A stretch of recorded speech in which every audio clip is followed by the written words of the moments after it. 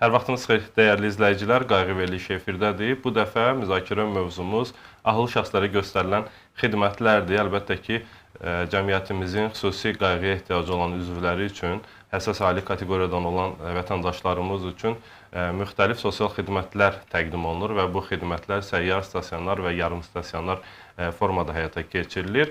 Bu xidmətlərin mühüm bir istiqaməti də ahıl şəxslərə, tənha ahıllara göstərilən xidmətlərdir ki, bu kateqoriyadan olan vətəndaşlarımız da səyyar, stasionar və yarım stasionar formada xidmətlərdən yararlanırlar. Bu gün məhz bu xidmətlərin stasionar formasından danışacağıq. Ahıl şəxslər üçün sosial xidmət müəssisəsində göstərilən xidmətlərdən bəhs edəcəyik. Qonağımız isə Sosial Xidmətlər Agentliyinin Ahıl Şəxslər üçün Sosial Xidmət Müəssisəsinin direktor müavini Fərhad Osmanovdur. Fərhad müəllim, xoş gəlmisiniz studiyamıza. Ümumiyyətlə bilirik ki, Ahıl Şəxslər üçün Sosial Xidmət Müəssisəsində təxminən 200-dən çox bildiyimə görə ahıl vətəndaşlarımız yaşayır. Və əlbəttə ki, bu müəssisənin fəaliyyəti də məhz onların qayğı ilə əhatə olunması istiqamətində təşkil edilib və müəssisənin fəaliyyətini tam olaraq izləyicilərimiz üçün açardınız. Nədən ibarətdir? İlk öncə təşəkkür edirəm dəvətiniz üçün. Bəli, bayaq düz vurğuladınız ki, ahıl şəxslərlə sosial xidmət müəssisəsində artıq 225 nəfər ahıl şəxs məskunlaşıb. Ahıl şəxslərlə sosial xidmət müəssisəsinin əsas fəaliyyəti cəmiyyətimizdə ən həssas təbəqə olan yaşlı insanların sosial rifahının təmin edilməsi, onların həyat şəraitinin yaxşılaşdırılması, qayğı ilə əhatə olunması, həyat şəraitinin yaxşılaşdırılmasından əlavə olaraq əsas məqsəd sosial müdafiənin gücləndirilməsi, onların sağlam və təhlükəsiz həyat şəraitində yaşamalarını təmin etməkdir. Əlbəttə ki, buraya sosial, psixoloji, tibbi və məişət xidmətlərinin məcmusu kompleks şəklində xidmət daxildir. Və əlbəttə ki, əsas hədəfimiz də ondan ibarətdir müəssisə olaraq ki, ahıllarımız orada özlərini tənha hiss eləməsinlər də, elədirmi? Bəli, elədir, tamamilə doğrudur. Bu müəssisəyə qəbul prosesi belə həyata keçirilir ki, müvafiq qurumlara müraciət olunur.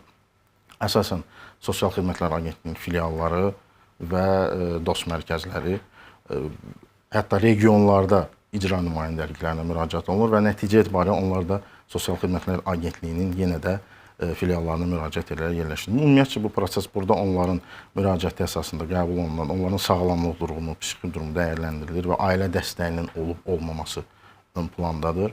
Ümumiyyətlə, bu proses Azərbaycan Respublikasının Prezidenti Cənab İlham Əliyevin 30 dekabr 2011-ci ildə sosial xidmət haqqında Azərbaycan Respublikasının qanunu ilə tənzimlənir.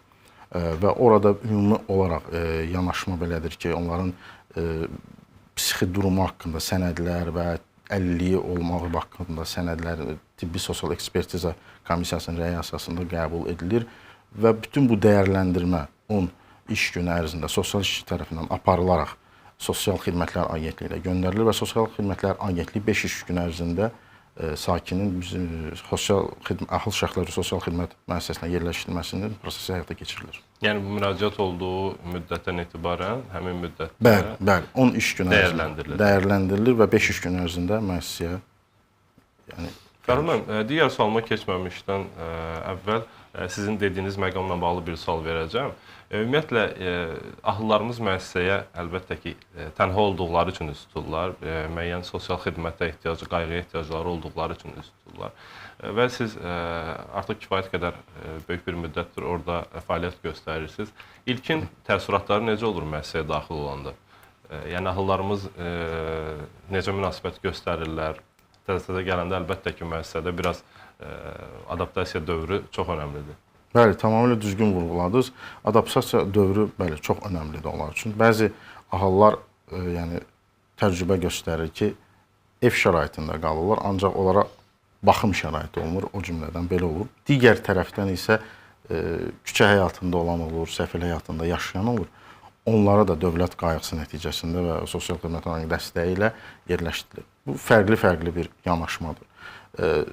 Evdə tək olan ahıl daha tez adaptasiyası uyğunlaşır, ancaq küçə həyatında olan biraz fərqli olur da, biraz stres yaşayır, onun qidalanması, yəni o çöldə olur, siz özünü çox pis tənha hiss edir, daha, yəni onun stresinə, ancaq burada bir məsələ var ki, burada bir mənalı komanda işi çox önəm daşıyır da. Orada bir mənalı bütün komanda heyəti ilə onun adaptasiyası, yəni ilkin dövrlər stres, birdən uyğunlaşma və hamısı bunlar önəm daşıyır və zaman etibarilə onlar alışırlar. Yəni ilkin olaraq onların artıq yəni gigiyenasına baxılanda və yaxud gündəlik o yemək qidalanmasına hər gün işçi yanında dəstək olanda və mütəmadi söhbətlər aparılanda bunlar zamanla və sosiallaşma gedir də orada da. Yəni o ehtiyaclarıyla maraqlandıqlarını hiss edir. Bəli, mütləq şəkildə hər axılla söhbət zamanı onları maksimal dərəcədə dinləmək çox önəm daşıyır. Yəni onları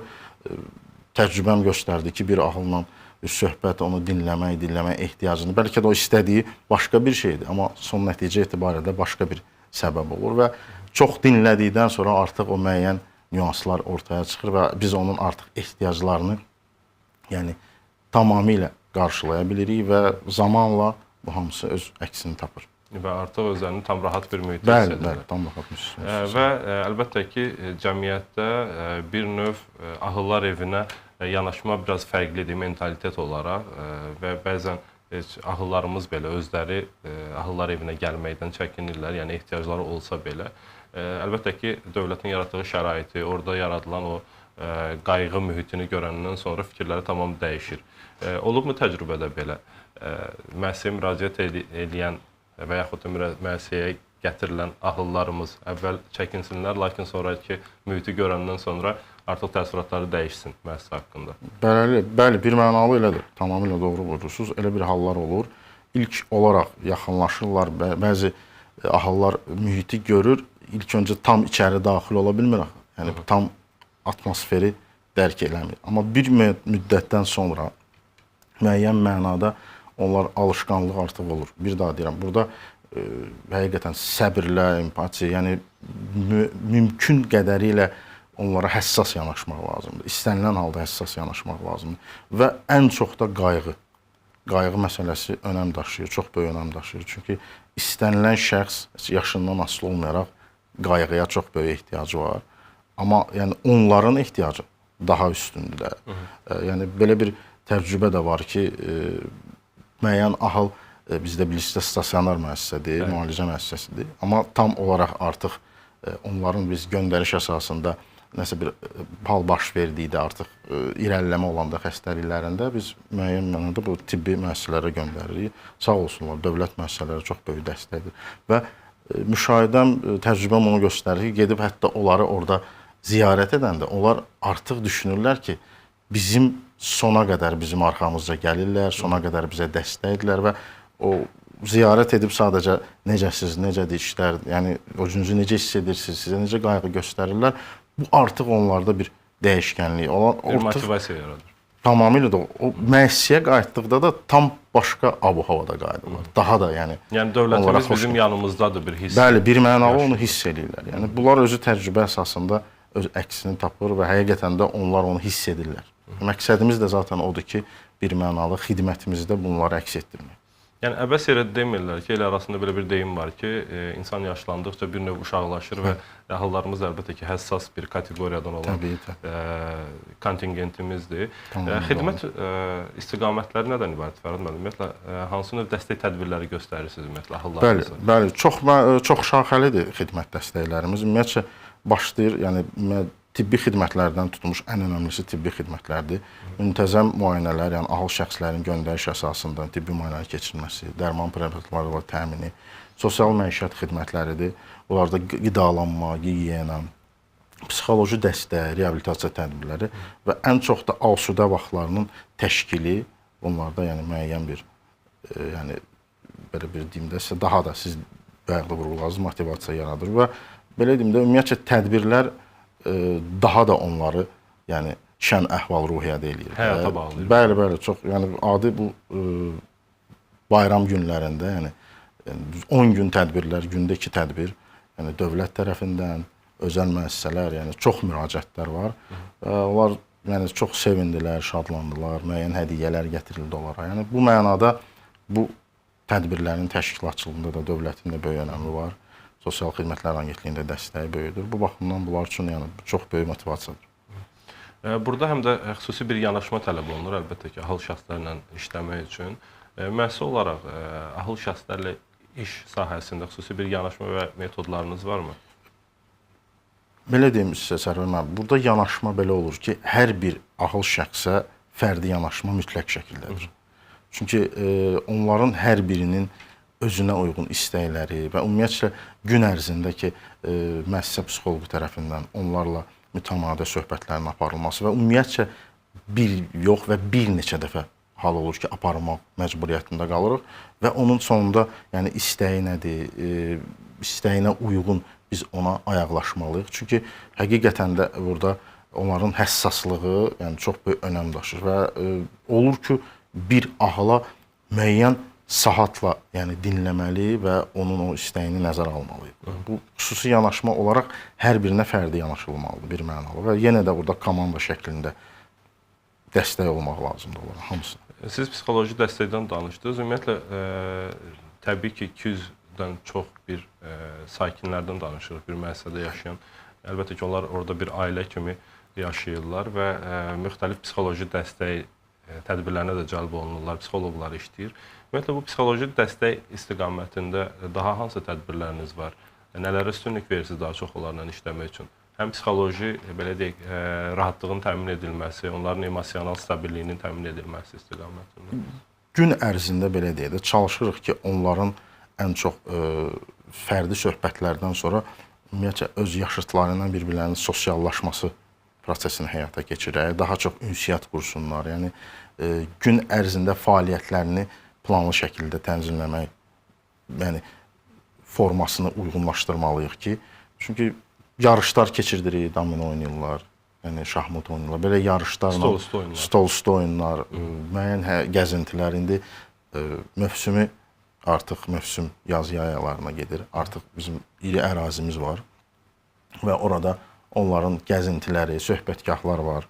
Orada artıq fəaliyyət müəssisə ərazisində yəni idman alətləri var. Yəni hətta bizdə parklarda quraşdırılmış yerdə şahmat da mövcuddur ki, yəni o da bir onların açıq havada o formada yəni fəaliyyətlərini davam etdirsinlər. Ekskursiyalar təşkil edilirmi hallarda? Bəli, bəli, onlar da təşkil olunur, ekskursiyalar da təşkil olunur. Ümumiyyətlə bu bir neçə il öncə ahılların adi ASAN xidmət mərkəzlərində könüllülərlə birgə könüllülük fəaliyyəti oldu və bu dəfə artıq müraciət olunub ASAN xidmət yox, artıq DOST mərkəzlərində onların yəni DOST könüllülərinə birgə DOST xidmətini göstərsinlər və belə deyək də əsas istəyimiz odur ki, onların o sosial təminat ki, onlara dövlət tərəfindən göstərilir və o sosial təminatda onların da bir payı olsun.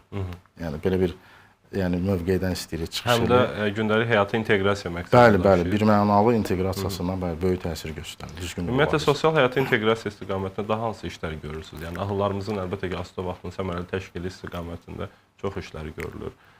İdman yarışlarıdır, sonra daha nələrdən? Bəli, idman yarışları bəli olub. Artıq keçən il bizdə may ayına təsadüf edirdi. 70-ci illərin cavanları, gəncləri üzr istəyirəm, gəncləri hələ orada çıxış etdilər. Dəniz kənarı bulvarda belə çox möhtəşəm oldu. Artıq neçə ildir birinci yeri tuturlar. Yəni orada yəni az deməzdim sizə bir 15 respublika hətta iştirak edirdi. Bəli, xarici ölkələrdən də var idi. Çox bəyəndilər, çox dəstək oldular və o da onlara motivasiyadır. Ona paralel onların hər şənbə günü Gimnastik Federasiya tərəfindən məşqləri keçirilir. Yəni yarışdan paralel olaraq yəni onsuz məşqlərini eləyirlər hər şənbə günü. Digər məsələlər də ki, yəni onların belə deyək də, məsəl üçün keçən il yay aylarında onların regiona səfərini təşkil etdi, İsmayıllı bölgəsinə, Dağətəyə tərəfindən turizm kimi təşkil etdi. O da onlar üçün xoş oldu. Açıq havada gəzinti, nahar, yəni o da onlara bir motivasiyadır. Fərhad bəy, mən bildiyimə görə sizin ahıllardan ibarət bir futbol komandanız da var. Onlar mütəmadi futbolla da məşğuldurlar, eləmi? Bəli, bəli, düz vurğuladınız. Futbol komandamız var, oynayırlar. İndi yenə də bu mövsümlə əlaqədar qış aylarında biraz soyuqdur deyənə. Artıq yəni stadionu hazır vəziyyətə gətirmişik. Bu yaxınlarda istəyirik. O peşəkar futbolçular cəlb olunurmu onlarla işləməyə yoxsa? Azərbaycan Futbol Federasiyası tərəfindən bəli, məşqlər keçirilir.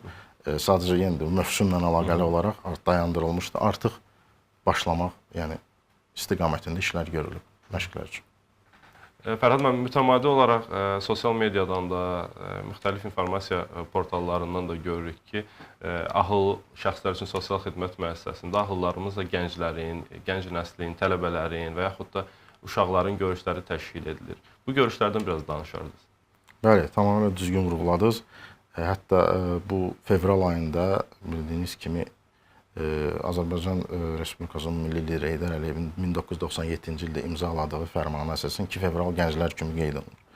Və bu fevral ayında ahıl şəxslər və sosial xidmət müəssisəsində Sosial Xidmətlər Agentliyinin digər bir müəssisəsinin gəncləri ilə birgə ahılların dəyəri, gənclərin qayğısı adı altında çox möhtəşəm bir tədbir keçirildi. Sosial Xidmətlər Agentliyi çox böyük dəstəyi ilə oldu bu tədbir və bu tədbirdə həqiqətən də onların ahıllarla gənclərin bir yerdə rəsm çəkmələri nümayiş olundu. Onların şahmat yarışları keçirildi. Əlbəttə ki, burada məqsəd çəkilən şəklin görünüşü və yaxud yarışın, yəni şahmat yarışının uduzmaması deyil, onların sosiallaşmasıdır. Yəni onların gənclərin də üzlərində təbəssüm, ahılların da üzlərində təbəssüm və bu çox böyük motivasiya idi onlar üçün. Belə bir silsilə tədbirlər çox olur. İndi mart ayında Novruz bayramı ərəfələrində də tədbirlərdə də müəyyən bir təhsil ocaqlarından tələbələr və yaxud məktəb şagirdləri onların görüşünə gəldi. Yəni bu birmənalı bunları tamamilə dəyişir də. Yəni həyat eşqi bunlarda daha da inkişaf edir. Bizim ahıllarımızın arasında səhv etmirəmsə yaxşı aktyorluq bacarığı olanlar da var, eləmi? Bəli, tamamilə düz deyirsiniz. Biz hətta oktyabr ayında Beynəlxalq Ahıllar Günündə də və bütün tədbirlərdə də bu səhnələri nümayiş etdiririk. Müxtəlif tamaşalardan. Bəli, o olmasın, bu olsun da. Filmlərdən. Bəli, orada da səhnələr, Arşın Malalanda olan səhnələr, yəni milli geyimlərimizdə və hətta bu Novruz bayramında biz ahıllardan bir xanımı, baxdıq ki, bu bir regiondandır və o regionda aktrisalıq dərnəyini bitirib və çox gözəl rəqs etmə qabiliyyəti var və milli geyimdə o da ahıllarla, qonaqlarla bir yerdə rəqs nümayiş etdi. Özlərinin maraqları varmı ümumiyyətlə Fərhad müəllim? Yəni xüsusi bacarığı olanlar əlbəttə ki, musiqiçi də ola bilər, ahıllar evinə gəlsin, hansısa bir rəqqas da orada olsun deyə o həyatın gedişatından asılı olaraq müxtəlif səbəblərdən ahıllar evinin sakininə çevrilir müəyyən bir müddətdən sonra. Sonra peşələrini davam etdirirlərmi orada sizdə? Bəli, müəyyən mənada gələndə bu musiqiçilər, müğənnilərlə paralel olaraq artıq yaxınlaşıb mikrofonu götürüb, oxumağa başlayırlar onlarla birgə. Yəni hətta canlı muğam belə oxumaq qabiliyyəti olan ahıllarımız var. Yəni onlar da, gələn qonaqlar da bunu çox yüksək qiymətləndirir, bəyənir ki, bunlar həqiqətən də bugün burada məskunlaşıblar və hər sahədə inkişaf tempi görsənilir. Və əlbəttə ki, siz az əvvəl qeyd etdiyiniz kimi gənc nəsillə təşkil edilən görüşlərdə həm də ahıllarla gənclər arasında o nənə-baba obrazının, əlaqələrinin, körpünün qurulması və eyni zamanda da o adət-ənənələrimizin gələcək nəsillərə ötürülməsi, yaşlılara hörmət bəslənilməsi baxımından çox önəmlidir. Ümumiyyətlə, mənim üçün maraqlı olan daha bir məqam odur ki, ahıl şəxslər üçün sosial xidmət müəssisəsinin el arasında ahıllar evi deyirik də. Ahıllar evinin sakininin bir günü necə keçir, nədən ibarətdir? Bunların günü, belə deyim sizə, səhər açılır artıq, bunlar başlayırlar. Bəziləri gəzinti ilə, nahardan öncə, üzr istəyirəm, səhər yeməyindən öncə gəzinti ilə başlayır. Səhər yeməyi artıq bitəndən sonra onlar yığışıb bəziləri yenə də öz fəaliyyətləri ilə bu, kimlərsə şahmat, kimlərsə domino oynayırlar. Kimlərsə artıq kitabxanamız mövcuddur bildiyiniz qədər. Oxu, mütaliəyə keçirlər və yaxud birlikdə ümumi hansısa bir mövzunu müzakirə edirlər. Və yaxud hamısı ahıl insanlarda müəyyən Sovet dönəmində yaşayıblar. Yaşadıqları dövrdə, çalışdıqları dövrdə hansı təcrübələri var, bir-birləri ilə bölüşürlər. Xatirələri bölüşürlər, gəzinti. Kimlərsə artıq kənara çıxıb gəzə də bilirlər. Müəyyən yerlərə də gedə bilirlər. Öz qohumlarına gedib ziyarət də edirlər. Gün sonu qayıdırlar müəssisəyə, öz evləri kimi. Yenə də həyat belə davam eləyir və axşamdakı müəyyən məqamda artıq axşam yeməyindən sonra yenə gəzinti və ondan sonra artıq yatırlar. Belə başa düşdüm ki, yəni asudə vaxtın səmərəli təşkili üçün hər cür şərait yaradılıb. Siz kitabxanadan danışdınız. Daha hansı inzibati binada orada onlar üçün şəraitlər yaradılıb? Bəli, kitabxanadan əlavə mövsümlə əlaqədar bayaq da qeyd edirəm. Nəyə görə? Çünki qış ayında çöl soyuq olduğu üçün içəridə də idman otağımız var. Bəli, orada da tenis, yəni tenis stolları, bəzi idman avadanlıqları var. Orada da vaxtlarını səmərəli keçirirdilər. Yəni bu məqamda, bu sahədə də yəni inkişaf var olardı. O baxımdan ki, yox biz soyuqdur, yəni şərait olması. Yəni qapalı şəraitdə də bəli, qapalı şəraitdə də onlar üçün hər bir şərait var. Yəni ondan istifadə edirlər. Özləri istədiyi vaxt hətta bir göz mahnıda oxuyurlar, yəni sərbəstdirlər də. Yəni yığışırlar, oxuyurlar özləri də, yəni. Bir növ həm də mehriban qonşuluq şəraitində yaşayırlar. Tamamilə elədir, tamamilə elədir, bəli. Fərhad müəllim, həssas kateqoriyalarla işləmək əlbəttə ki, məsuliyyətli və çətin bir işdir. Ümumiyyətlə, bu prosesdə əlbəttə ki, biz az əvvəl qeyd etdik ki, xüsusilə həssas bir kateqoriyadır ahıllarımız. Onlarla işlədikdə qarşılaşdığınız çətinlikləri necə aşırsınız? Ümumiyyətlə, mütəxəssisləriniz bu sahədə hansı yanaşmanı tətbiq edirlər? Çox gözəl sual idi, təşəkkür edirəm. Həqiqətən də bu həssas təbəqə ilə çalışmaq çox böyük məsuliyyət və çox böyük səbir tələb edir. Bir mənalı olaraq onu bildirim ki, bu məqsəd, bu yanaşmada ən çox həssaslıq göstərmək lazımdır. Həssaslıq. Və maksimal dərəcədə, necə deyərlər, qarşıdakı insanı dinləmək, onları ancaq dinləmək, sona qədər dinləmək lazımdır. Bəlkə ahıl insandır, bir sözü 2 dəfə deyə bilər, 3 dəfə deyə bilər, 5 dəfə deyə bilər, 10 dəfə də desə mütləq şəkildə dinləmək lazımdır. Və burada bir mənalı, bilirsiniz necə, peşəkar yanaşma lazımdır. Yəni və komanda şəklində dəstək olmaq lazımdır. Yəni psixoloq tək dinləsin və yaxud sosial işçi tək dinləsin və yaxud həkim yox. Bir mənalı komanda şəklində. Yəni ağıl hiss eləməlidir ki, hani burada ona dövlət bu şəraiti yaradıb və bunun arxasında və buna dəstək olacaq bir yox, bir neçə nəfər yox, çox adam var. O hiss eləməlidir onu və onu hissi ona çatdırmaq üçün və bir mənalı həssas yanaşma dönəmində olmaq lazımdır. Yəni komanda onun üçün səfərbər olunur. Bəli, bir mənalı səfərbər olunur və bu sahədə çalışan, ümumiyyətlə fürsətdən istifadə edərək onu bildirim ki, bu sahədə çalışan bütün respublika üzrə, bu sahədə çalışan bütün əməkdaşlara statusundan asılı olmayaraq rəhbər və yaxud işçi təşəkkür edirəm. O cümlədən siz də bu sahədəsiz, bizi çəkən operatorlarımız da. Yəni hamı bu sahə ölkənin ən vacib sahələrindən biridir.